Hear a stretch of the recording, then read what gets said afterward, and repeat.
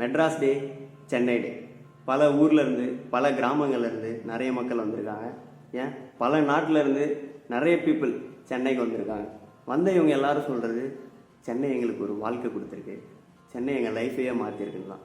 இவங்கெல்லாம் சேர்ந்து சென்னைக்கு ஒரு அழகான பேர் வச்சது தான் வந்தாரை வாழ வைக்கும் சென்னை. அந்த சென்னைக்கு எப்படி மதராசப்பட்டினம்னு ஒரு பேர் இருந்தது, ஏன் இந்த நாள் நம்ம மெட்ராஸ் டேவாக கொண்டாடுறோன்றது ஒரு சிலருக்கு தெரியலாம், ஒரு சிலருக்கு தெரியாமல் இருக்கலாம். டைம் ட்ராவல் பண்ணி கொஞ்சம் பின்னாடி போனீங்கன்னா 1639 ஆகஸ்ட் 22, அதாவது இன்னைக்கு, அப்போ விஜயநகர் கிங் ஆட்சி பண்ணிட்டு இருந்தார்.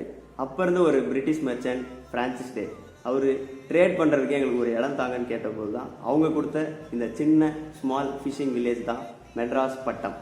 அண்ட் இந்த மெட்ராஸ் பட்டமில் தான் இப்போ நம்ம சென்ட் ஜார்ஜ் ஃபோர்ட் இருக்கு.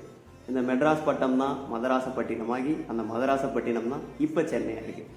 இப்போ நம்ம சென்னை 387 இயர்ஸ் ஓல்டு. இந்த 387 இயர்ஸில் சென்னை இன்ஃப்ராவில் நிறைய டெவலப் ஆகிருக்கு, எக்கனாமிக்கலாக பெரிய டெவலப் ஆகிருக்கு, அண்ட் வேர்ல்டு லெவலில் ஒரு பெரிய இடத்துல இருக்குன்னே சொல்லலாம்.